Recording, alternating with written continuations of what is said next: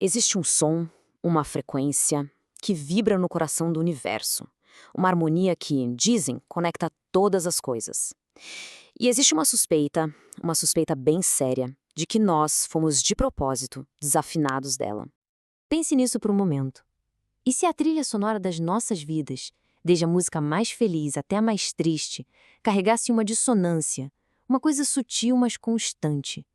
Uma dissonância que nos afeta de um jeito que a gente mal consegue começar a entender. Bem no centro desse mistério todo, a gente encontra dois números. 432 Hz, que muitos chamam de a vibração da natureza, e 440 Hz, o padrão oficial, o que domina tudo que a gente ouve hoje. E olha, não são só notas diferentes, são quase como duas realidades diferentes. Para a gente entender essa briga, a gente precisa voltar muito no tempo. Porque as evidências mostram que 432 Hz não é uma ideia nova ou uma moda. Pelo contrário, é um conhecimento antigo, uma frequência que foi perdida, mas que continua ecoando pela história.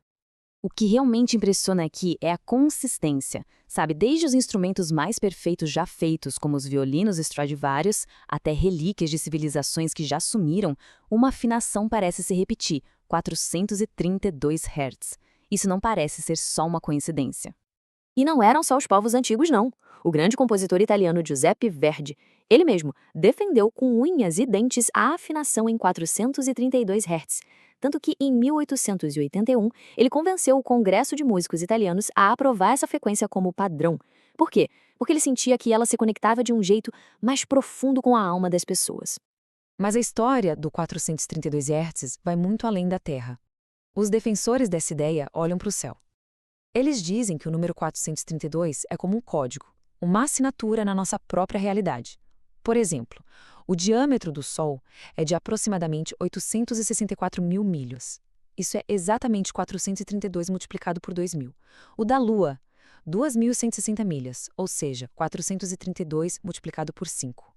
É como uma constante universal ali, escondida bem na nossa frente.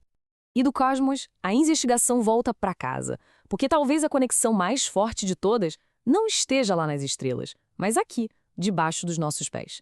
Nós estamos falando da ressonância do nosso próprio planeta. Olha só, em 1952, um físico chamado Winfried Schumann descobriu uma coisa incrível. O planeta Terra tem um pulso, uma vibração eletromagnética constante, gerada por milhões de raios que acontecem a todo segundo. E a frequência principal dessa vibração fica ali perto dos 8 Hz. É, literalmente, a batida do coração do nosso mundo. E é aqui que a matemática vira música, e o mistério se aprofunda. Quando se afina um instrumento com a nota Lá em 432 Hz, a nota Dó central, uma nota fundamental, se alinha perfeitamente em 256 Hz. E um harmônico dessa nota Dó vibra exatamente em 8 Hz. Em outras palavras, a música em 432 Hz vibra em sintonia perfeita com o pulso da Terra. Certo, então, se 432 Hz é a frequência da natureza, da história, do planeta, por quê? Porque quase toda a música que a gente ouve hoje é afinada em 440 Hz. Essa mudança, ela não foi um acidente, foi uma decisão. E é exatamente aqui que a história começa a ficar bem sombria. Acompanhe a linha do tempo. Mesmo com músicos como Verdi preferindo 432 e a Itália tornando isso oficial, uma outra força começou a empurrar um novo padrão. Primeiro, a Federação Americana de Músicos adota 440 Hz em 1917. Depois, uma conferência-chave em Londres, em 1939, bota mais pressão. E, finalmente, em 1953, vira o padrão mundial. Fim de papo. E essas são as perguntas que estão no coração de toda essa conspiração. Se o padrão antigo era tão harmônico, por que insistir tanto em mudar? A resposta, segundo muita gente, não tem nada a ver com música. Tem a ver com controle. Duas teorias principais surgem aqui. Uma diz que a família Rothschild financiou uma campanha para promover os 440 Hz, porque acreditava que isso deixaria as pessoas mais passivas, mais fáceis de influenciar. A outra teoria é ainda mais sinistra. Ela aponta direto para o regime nazista. Dizem que Joseph Goebbels, o ministro da propaganda de Hitler, defendeu os 440 Hz por sua capacidade de gerar medo e agressividade, uma arma sônica para controlar a mente das pessoas. Essa batalha, ela não é só sobre o que a gente ouve. Os teóricos dizem que essas frequências têm efeitos físicos que dá para medir. O argumento é que, como o nosso corpo é feito em grande parte de água, a frequência da música que escutamos está literalmente nos moldando, em um nível molecular. Então, o ponto central é esse. A acusação é de que a frequência de 440 Hz cria uma dissonância dentro da gente, que ela atrapalha a chamada coerência cardíaca, que é a sincronia entre o ritmo do coração e as ondas do cérebro, mantendo as pessoas num estado constante, mesmo que baixo, de estresse e ansiedade. E nesse estado, as pessoas se tornam mais fáceis de manipular.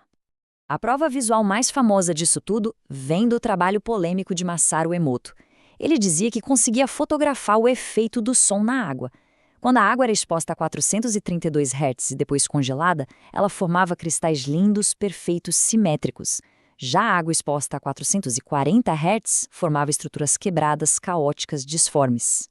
Agora, é fundamental dizer que a comunidade científica, em sua maioria, rejeita completamente o trabalho de Emoto. Chamam de pseudociência. Os críticos apontam a falta de controle nos experimentos e o fato de ninguém conseguir replicar os resultados. O famoso cético James Randi chegou a oferecer um prêmio de $1 milhão para Emoto se ele conseguisse provar o que dizia num teste controlado. A oferta nunca foi aceita. Mas, mesmo com todo esse ceticismo, a ideia do 432 Hz está voltando com força. Músicos, terapeutas e gente comum no mundo todo estão redescobrindo o que eles dizem ser um som mais calmo, mais completo, mais conectado. É como um retorno a uma vibração que eles sentem que nunca deveria ter sido abandonada. Então, no final das contas, talvez a questão não seja qual frequência é a certa ou a errada, mas sim o poder que elas têm sobre nós. A pergunta que fica é: em que frequência nós estamos vibrando? Porque uma coisa parece certa: a frequência original está voltando, com ou sem a permissão deles.